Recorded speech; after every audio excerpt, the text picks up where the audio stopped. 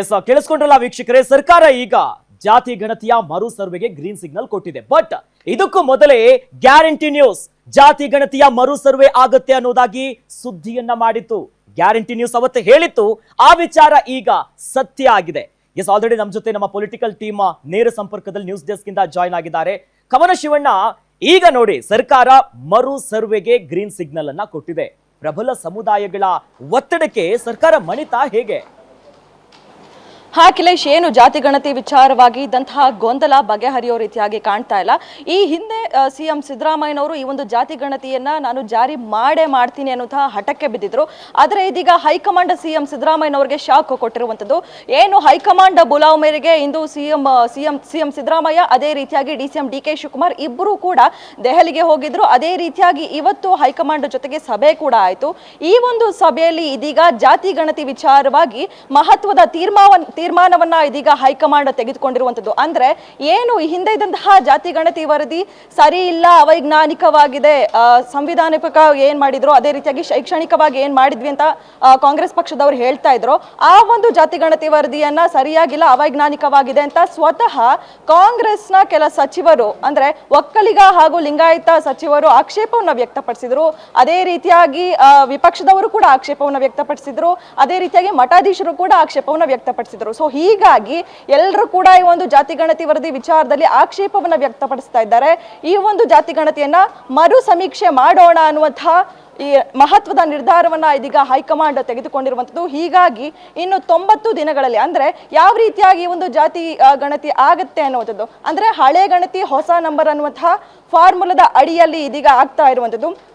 ಈ ಹಿಂದೆ ತೆಲಂಗಾಣದಲ್ಲೂ ಕೂಡ ಇದೇ ರೀತಿಯಾಗಿ ಮಾಡಿದ್ರು, ಹಳೆ ಗಣತಿಗೆ ಹೊಸ ಅಂಕಿಅಂಶಗಳನ್ನ ಸೇರಿಸೋದ್ರ ಮೂಲಕ. ಸೊ ಅದೇ ರೀತಿಯಾಗಿ ಈಗ ಇದ್ದಂತಹ ಜಾತಿ ಗಣತಿ ವರದಿ ಏನು 10 ವರ್ಷದ ಹಳೆಯದ್ದು ಅನ್ನುವಂತಹ ವಿಚಾರಕ್ಕೆ ಆಕ್ಷೇಪಗಳು ವ್ಯಕ್ತವಾಗ್ತಾ ಇತ್ತು. ಸೊ ಹೀಗಾಗಿ ಎಲ್ಲರನ್ನೂ ಕೂಡ ಇದೀಗ ವಿಶ್ವಾಸಕ್ಕೆ ಪಡೆದುಕೊಂಡು ಮ್ಯಾನ್ಯುಯಲ್, ಅದೇ ರೀತಿಯಾಗಿ ಆನ್ಲೈನ್ ಮೂಲಕ ಈ ಒಂದು ಜಾತಿ ಗಣತಿಯನ್ನ ಮತ್ತೆ ಮರು ಸಮೀಕ್ಷೆ ಮಾಡಬೇಕು ಅಂತ ಇದೀಗ ಹೈಕಮಾಂಡ್ ನಿರ್ಧಾರವನ್ನ ಮಾಡಿರುವಂಥದ್ದು. ಸೊ ಹೀಗಾಗಿ ಸಿಎಂ ಸಿದ್ದರಾಮಯ್ಯನವರು, ಅದೇ ರೀತಿಯಾಗಿ ಡಿಸಿಎಂ ಡಿಕೆ ಶಿವಕುಮಾರ್ ಅವರು ಈ ಒಂದು ಹೇಳಿಕೆ ಕೊಟ್ಟಿದ್ದಾರೆ. ಅಂದ್ರೆ ಮತ್ತೆ ನಾವು ಜಾತಿ ಗಣತಿ ವರದಿಯನ್ನ ಮರು ಸಮೀಕ್ಷೆ ಮಾಡ್ತೀವಿ ಅನ್ನುವಂತ ಹೇಳಿಕೆಯನ್ನ ಕೊಟ್ಟಿರುವಂತದ್ದು.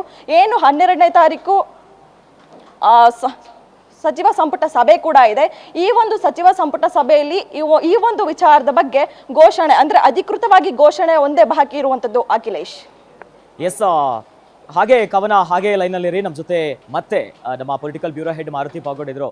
ಮಾರುತಿ ಪಾಗೋಡ್ ಜೊತೆಲಿ ಈ ವಿಚಾರವನ್ನ ಮೊದಲಿಗೆ ಗ್ಯಾರಂಟಿ ನ್ಯೂಸ್ ಬಿತ್ತರ ಮಾಡಿತ್ತು, ಅದರಂತೆ ಈಗ ಭವಿಷ್ಯ ಸರಿಯಾಗಿದೆ. ಅದೇ ಅಂತೆ ಇವಾಗ ಮರು ಸರ್ವೆಗೆ ಸೂಚನೆ ಕೊಟ್ಟಿದ್ದಾರೆ. ಹಾಗಾಗಿ ಈ ಮರು ಸರ್ವೆಗೆ ಏನು ಕಾರಣ, ಜೊತೆಯಲ್ಲಿ ಯಾವ ರೀತಿಯಾಗಿ ಈ ಸರ್ವೆ ಸಾಗುತ್ತೆ, ಮರು ಸರ್ವೆ ನಿಟ್ಟಿನಲ್ಲಿ ಇವತ್ತು ದೆಹಲಿಯಲ್ಲಿ ಯಾವೆಲ್ಲ ಬೆಳವಣಿಗೆ ಆಯ್ತು, ಏನೆಲ್ಲ ಆಯ್ತು ಮಾರುತಿ? ಅಖಿಲೇಶ್, ರಾಜ್ಯದಲ್ಲಿ ಪ್ರಬಲ ಸಮುದಾಯಗಳನ್ನು ವಿರೋಧ ಕಟ್ಟಿಕೊಂಡು ಯಾವ ಪಕ್ಷವೂ ಕೂಡ ರಾಜಕೀಯ ಮಾಡೋದಕ್ಕೆ ಸಾಧ್ಯವಿಲ್ಲ ಅನ್ನುವಂಥದ್ದನ್ನು ಕಾಂಗ್ರೆಸ್ ಹೈಕಮಾಂಡ್ ಅರ್ಥ ಮಾಡಿಕೊಂಡಂತೆ ಕಾಣಿಸ್ತಾ ಇದೆ.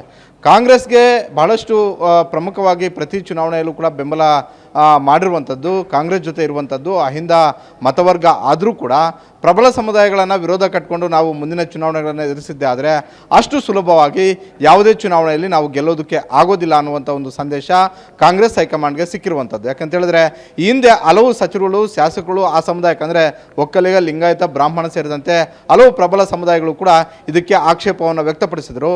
ಶಾಸಕರು ಆದಿಯಾಗಿ, ಮುಖಂಡರುಗಳ ಆದಿಯಾಗಿ, ಸಚಿವರುಗಳ ಆದಿಯಾಗಿ ಕ್ಯಾಬಿನೆಟ್ ಸಭೆಯಲ್ಲಿ 2 ಬಾರಿ ಈ ವಿಚಾರ ಚರ್ಚೆಗೆ ಬಂದಾಗಲೂ ಕೂಡ ಅಂತಿಮವಾದಂಥ ಒಂದು ನಿರ್ಧಾರವನ್ನು ಸಿದ್ದರಾಮಯ್ಯ ಅವರು ತೆಗೆದುಕೊಳ್ಳೋದಕ್ಕೆ ಆಗಲಿಲ್ಲ. ಸಿದ್ದರಾಮಯ್ಯ ಅವರಿಗೆ ಒಂದು ರೀತಿ ಇಕ್ಕಟ್ಟಿನ ಪರಿಸ್ಥಿತಿ ಇತ್ತು. ಒಂದು ಕಡೆ ಅಹಿಂದ ವರ್ಗದ ಮುಖಂಡರು ಹಾಗೂ ಸಚಿವರುಗಳು, ಶಾಸಕರುಗಳಿಂದ ಯಥಾವತ್ತು ಇದನ್ನು ಜಾರಿ ಮಾಡಬೇಕು ಅಂತ, ಆದರೆ ಒಕ್ಕಲಿಗ, ಲಿಂಗಾಯತ, ಬ್ರಾಹ್ಮಣ ಸೇರಿದಂತೆ ಹಲವು ಪ್ರಬಲ ಸಮುದಾಯದ ಮುಖಂಡರುಗಳು, ಕಾರ್ಯಕರ್ತರು ಹಾಗೂ ಶಾಸಕರು, ಸಚಿವರುಗಳಿಂದ ಇದಕ್ಕೆ ಮರು ಸರ್ವೆ ಆಗಲೇಬೇಕು, ಅಂಕಿಅಂಶಗಳು ಸರಿ ಇಲ್ಲ, ನಮ್ಮ ಸಮುದಾಯಗಳು ಒಪ್ಕೊಳ್ತಾ ಇಲ್ಲ, ನಮ್ಮ ಮಠಾಧೀಶರು ಒಪ್ಕೊಳ್ತಾ ಇಲ್ಲ, ಒಂದು ವೇಳೆ ಯಥಾವತ್ತು ನಾವು ಜಾರಿ ಮಾಡಿದ್ದೆ ಆದರೆ ಮುಂದೆ ಆಗುವಂತಹ ಎಲ್ಲ ಅನಾಹುತಗಳು ಕೂಡ ನೀವೇ ಕಾರಣರಾಗ್ತೀರಿ ಅನ್ನುವಂಥ ಒಂದು ರೀತಿಯಲ್ಲಿ ತಮ್ಮ ಅಭಿಪ್ರಾಯಗಳನ್ನು ವ್ಯಕ್ತಪಡಿಸಿದರು. ಇದು ಕಾಂಗ್ರೆಸ್ ಹೈಕಮಾಂಡ್ ಗಮನಕ್ಕೂ ತರುವಂತಹ ಒಂದು ಕೆಲಸವನ್ನು ಕೂಡ ರಾಜ್ಯದ ನಾಯಕರು ಮಾಡಿದರು. ಈಗ ಕಾಂಗ್ರೆಸ್ ಹೈಕಮಾಂಡ್ ಗಮನಕ್ಕೆ ಅಂತ ಹೇಳಿದ್ರೆ ರಾಹುಲ್ ಗಾಂಧಿ ಅವರು, ಪ್ರಿಯಾಂಕಾ ಗಾಂಧಿ ಅವರು, ಸೋನಿಯಾ ಗಾಂಧಿ ಅವರ ಗಮನಕ್ಕೆ ತಂದಿರಂತಲ್ಲ, ಆದರೆ AICC ಅಧ್ಯಕ್ಷರಾಗಿರುವಂತಹ ಮಲ್ಲಿಕಾರ್ಜುನ್ ಖರ್ಗೆ ಅವರಿಗೆ ರಾಜ್ಯದಲ್ಲಿ ಏನು ಬೆಳವಣಿಗೆ ಆಗ್ತಾ ಇದೆ, ಜಾತಿ ಗಣತಿ ವಿಚಾರದಲ್ಲಿ ಯಾವ ಸಮುದಾಯ ಪರವಾಗಿದೆ, ಯಾವ ಸಮುದಾಯ ಅದರ ವಿರುದ್ಧವಾಗಿದೆ ಅನ್ನುವಂಥ ಒಂದು ಮಾಹಿತಿ ಅವರಿಗೆ ಸಿಕ್ಕಿತ್ತು. ಇತ್ತು. ಒಂದು ಕಡೆ ಕಾಂಗ್ರೆಸ್ನ ಅಜೆಂಡಾದಲ್ಲಿ ಪ್ರಥಮ ಆದ್ಯತೆಯಾಗಿ ಜಾತಿ ಗಣತಿ ವಿಚಾರ ಇದ್ದರೂ ಕೂಡ ರಾಜ್ಯದಲ್ಲಿ ಈ ಜಾತಿ ಗಣತಿ ಏನೆಲ್ಲ ಪರಿಣಾಮಗಳನ್ನು ತರುತ್ತೆ ಅನ್ನುವಂಥ ಒಂದು ಲೆಕ್ಕಾಚಾರದಲ್ಲಿದ್ದರು. ಈ ಹಿನ್ನೆಲೆಯಲ್ಲೇ ಇವತ್ತು ನಡೆದಂತಹ ಸಭೆಯಲ್ಲಿ ಪ್ರಮುಖವಾಗಿ ನಮ್ಮ ಅಜೆಂಡಾ ಜಾತಿ ಗಣತಿ ವಿಚಾರ ಆಗಿದ್ದರೂ ಕೂಡ ರಾಜ್ಯದಲ್ಲಿ ಜಾತಿ ಗಣತಿ ವಿಚಾರಕ್ಕೆ ಪ್ರಬಲ ಸಮುದಾಯ ಅಪಸ್ವರ ಮತ್ತು ಆಕ್ಷೇಪ ಕೇಳಿಬರ್ತಾ ಇದೆ. ಹೀಗಾಗಿ ಯಥಾವತ್ತು ಜಾರಿ ಮಾಡೋದು ಬೇಡ, ನೀವು ಈ ಅಂಕಿಅಂಶಗಳನ್ನು ಮರುಸರ್ವೆ ಮಾಡಬೇಕು ಅನ್ನುವಂತಹ ಏನು ಅಭಿಪ್ರಾಯಗಳಿದ್ದಾವೆ ಆ ಅಭಿಪ್ರಾಯಗಳನ್ನು ಪಾಸಿಟಿವ್ ಆಗಿ ತೆಗೆದುಕೊಳ್ಳಿ ಅನ್ನುವಂಥ ಒಂದು ಸಲಹೆಯನ್ನು ಸಿದ್ದರಾಮಯ್ಯ ಮತ್ತು ಡಿ ಕೆ ಶಿವಕುಮಾರ್ ಅವರಿಗೆ ಕೊಟ್ಟಿರುವಂಥದ್ದು.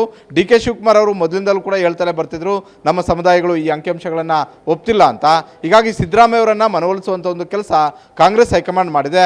ನಾಡಿದ್ದು ನಡೆಯುವಂತಹ ಕ್ಯಾಬಿನೆಟ್ ಸಭೆಯಲ್ಲಿ ಈ ಬಗ್ಗೆ ಸುದೀರ್ಘವಾಗಿ ಚರ್ಚೆ ಮಾಡಿದ ಬಳಿಕ ಬಹುತೇಕ ಮತ್ತೆ ಮರುಸರ್ವೆಗೆ ಆದೇಶ ಮಾಡುವಂಥ ಒಂದು ಸಾಧ್ಯತೆ ಇದೆ. ಅಂದರೆ 2013ರಲ್ಲಿ ಏನು ಕಾಂತರಾಜ್ ಅವರು ಸಂಗ್ರಹ ಮಾಡಿದಂಥ ಅಂಕಿಅಂಶಗಳನ್ನು ಆಧಾರವಾಗಿಟ್ಕೊಂಡು ಜಯಪ್ರಕಾಶ್ ಹೆಗ್ಡೆ ಅವರು ಕೊಟ್ಟಂತಹ ಒಂದು ರಿಪೋರ್ಟ್ ಬಹುತೇಕ ಇನ್ನು ಅದು ತಿಪ್ಪೆಗಾಗದಂತೆ ಅಂತಲೇ ಹೇಳ್ಬೋದು. ನಮ್ಮ ಹಳ್ಳಿ ಭಾಷೆಯಲ್ಲಿ ಹೇಳೋದಾದರೆ ಅದು ತಿಪ್ಪೆಗಾಗದಂತೆ. ಈಗ ಹೊಸ ಸರ್ವೆಗೆ ಏನು ಮತ್ತೆ ಒಂದು 160 ಈ ಹಿಂದೆ 160 ಕೋಟಿ ರೂಪಾಯಿಗಳು ಖರ್ಚಾಗಿತ್ತು. ಆಗಿದ್ದು ತಪ್ಪು ಅಂತ ನಾನು ಹೇಳ್ತಿಲ್ಲ. ಆದರೆ ಯಾವುದೇ ಒಂದು ಹಣವನ್ನು ನಾವು ಸಾರ್ವಜನಿಕವಾಗಿ ಸಂಗ್ರಹ ಮಾಡಿದಂಥ ಒಂದು ಹಣವನ್ನು ಖರ್ಚು ಮಾಡುವಂಥ ಒಂದು ಸಂದರ್ಭದಲ್ಲಿ ಅದಕ್ಕೊಂದು ಟೈಮ್ ಲಿಮಿಟ್ ಇರಬೇಕು. ಆ ಟೈಮ್ ಲಿಮಿಟಲ್ಲಿ ರಿಪೋರ್ಟನ್ನು ತಗೋಬೇಕು, ಅದನ್ನು ಜಾರಿ ಮಾಡಬೇಕು. ಒಂದು ವೇಳೆ ಅದನ್ನು ಸಿದ್ದರಾಮಯ್ಯ ಅವರು ಇಂದಿನ ಅವಧಿಯಲ್ಲಿ ಮಾಡಿದ್ದೇ ಆಗಿದ್ರೆ ಇವತ್ತು 160 ಕೋಟಿ ರೂಪಾಯಿಗಳು ಖರ್ಚು ವೇಸ್ಟ್ ಆಗ್ತಿರಲಿಲ್ಲ. ಆದರೆ ಒಂದೊಂದು ರೂಪಾಯಿಗೂ ಖರ್ಚು ಮಾಡೋದಕ್ಕೂ ಯೋಚನೆ ಮಾಡುವಂತಹ ಸಿದ್ದರಾಮಯ್ಯ ಅವರು ಕೂಡ ಈ ವಿಚಾರದಲ್ಲಿ ಎಲ್ಲೋ ಒಂದು ಕಡೆ ತಲೆಕೆಳಗೆ ಲೆಕ್ಕಾಚಾರಗಳನ್ನು ಹಾಕಿದ್ರ ಅನ್ನುವಂಥ ಒಂದು ಚರ್ಚೆ ಸಹಜವಾಗಿ ಆರಂಭ ಆಗುತ್ತೆ. ಸಿದ್ದರಾಮಯ್ಯ ಅವರು ನಾಡಿದ್ದು ನಡೆಯುವಂತಹ ಕ್ಯಾಬಿನೆಟ್ ಸಭೆಯಲ್ಲಿ ಮರುಸರ್ವೆಗೆ ಆದೇಶ ಮಾಡೋದ್ರಲ್ಲಿ ಯಾವುದೇ ಅನುಮಾನವೂ ಕೂಡ ಇಲ್ಲ. ಅಖಿಲೇಶ್, ಜೊತೆಲಿ ಈಗ ಇದನ್ನ ಗಮನಿಸ್ತಾ ಇದ್ರೆ ಹಳೆ ಗಣತಿಗೆ ಹೊಸ ಫಾರ್ಮುಲಾ ಅಂದ್ರೆ ಈಗಾಗಲೇ 106 ಕೋಟಿ ಖರ್ಚು ಮಾಡಿದ್ರಲ್ಲ, ಎಲ್ಲವೂ ಕೂಡ ನೀರಲ್ಲಿ ಹೋಮ ಆಗ್ಬಿಡ್ತಾ? ಅದರಲ್ಲಿ ಯಾವುದೇ ಅನುಮಾನ ಇಲ್ಲ. ಅವ್ರು ಏನೇ ಹೇಳ್ಬೋದು ಹಳೆ ಗಣತಿ ಹೊಸ ಫಾರ್ಮುಲಾ ಅಂತ. ಹೊಸ ಫಾರ್ಮುಲಾ ಅಂದ್ರೇನು? ಹಳೆ ಅಂಕಿಅಂಶಗಳನ್ನು ಇಟ್ಕೊಂಡಂತೂ ಕೊಡೋದಕ್ಕಾಗೋದಿಲ್ಲ. ಹಳೆ ಅಂಕಿಅಂಶಗಳನ್ನು ಯಾವ ಸಮುದಾಯವೂ ಒಪ್ತಿಲ್ಲ.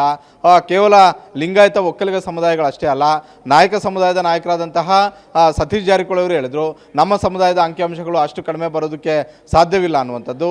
ಜೊತೆಗೆ ಬೇರೆ ಬೇರೆ ಸಮುದಾಯದವರು ಕೂಡ ನಮ್ಮ ಅಂಕಿಅಂಶಗಳು ಇನ್ನೂ ಕೂಡ ಜಾಸ್ತಿ ಆಗಬೇಕು ಅನ್ನುವಂಥ ಒಂದು ಅಭಿಪ್ರಾಯಗಳನ್ನು ವ್ಯಕ್ತಪಡಿಸಿದರು. ಹೀಗಾಗಿ ಅಹಿಂದ ವರ್ಗದಲ್ಲೂ ಕೂಡ ಕೆಲ ಸಮುದಾಯಗಳು ನಮ್ಮ ಅಂಕಿಅಂಶಗಳ ಬಗ್ಗೆ ಸ್ಪಷ್ಟತೆ ಇಲ್ಲ, ನಮ್ಮ ಅಂಕಿಅಂಶಗಳು ಇಷ್ಟೇ ಅಲ್ಲ ಇನ್ನೂ ಜಾಸ್ತಿ ಇದ್ದಾವೆ. ಅದರಲ್ಲೂ ಯಾದವ ಸಮುದಾಯದವರು ಕೂಡ ಆಕ್ಷೇಪವನ್ನು ವ್ಯಕ್ತಪಡಿಸಿದರು. ಅದರಲ್ಲೂ MLC ಆಗಿದ್ದಂತಹ ನಾಗರಾಜ್ ಯಾದವರು ಆ ಅಂಕಿಅಂಶಗಳ ಬಗ್ಗೆ ಬಹಿರಂಗವಾಗಿ ತಮ್ಮ ಅಸಮಾಧಾನವನ್ನು ಹೊರಹಾಕಿದ್ರು.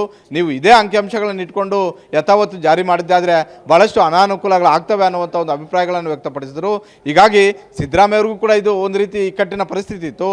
ಕಾಂಗ್ರೆಸ್ ಹೈಕಮಾಂಡ್ ಇಷ್ಟೆಲ್ಲ ಇಕ್ಕಟ್ಟಿನ ಪರಿಸ್ಥಿತಿ ಇದ್ದಾಗ, ಇಷ್ಟೆಲ್ಲ ಅಪಸ್ವರ ಅಸಮಾಧಾನಗಳಿದ್ದಾಗ ನಾವು ಯಥಾವತ್ತು ಜಾರಿ ಮಾಡಿದ್ದೆ ಆದರೆ ಅದು ಮುಂದೆ ನಮ್ಮ ರಾಜಕೀಯ ವಿಚಾರಗಳಲ್ಲಿ, ರಾಜಕೀಯವಾಗಿ ನಾವು ಎದುರಿಸುವಂಥ ಹಲವು ಚುನಾವಣೆಗಳಲ್ಲಿ ಅದರ ಎಫೆಕ್ಟನ್ನು ನಾವು ಅನುಭವಿಸಬೇಕಾಗುತ್ತೆ, ಅದರ ಪರಿಣಾಮಗಳನ್ನು ನಾವು ಎದುರಿಸಬೇಕಾಗುತ್ತೆ.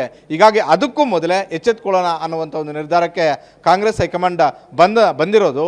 ಆ ಹಿನ್ನೆಲೆಯಲ್ಲಿ ಮುಖ್ಯಮಂತ್ರಿ ಸಿದ್ದರಾಮಯ್ಯ ಹಾಗೂ ಉಪಮುಖ್ಯಮಂತ್ರಿ ಡಿ ಕೆ ಶಿವಕುಮಾರ್ ಅವರನ್ನ ಇಬ್ಬರನ್ನ ಕೂರಿಸಿಕೊಂಡು ರೀಸರ್ವೆ ಮಾಡಿ ಅನ್ನುವಂಥ ಒಂದು ಸಲಹೆಯನ್ನು ಕೊಟ್ಟಿರುವಂಥದ್ದು. ಅಖಿಲೇಶ್, ಎಸ್ ಮಾರುತಿ ಪೌಗಡ ಹಾಗೆ ಸಂಪರ್ಕದಲ್ಲಿರಿ. ಈಗ ಮೊದಲೇ ಬ್ಲಾಸ್ಟಿಂಗ್ ನ್ಯೂಸ್, ಗ್ಯಾರಂಟಿ ನ್ಯೂಸ್ ಮೊದಲೇ ಹೇಳಿತ್ತು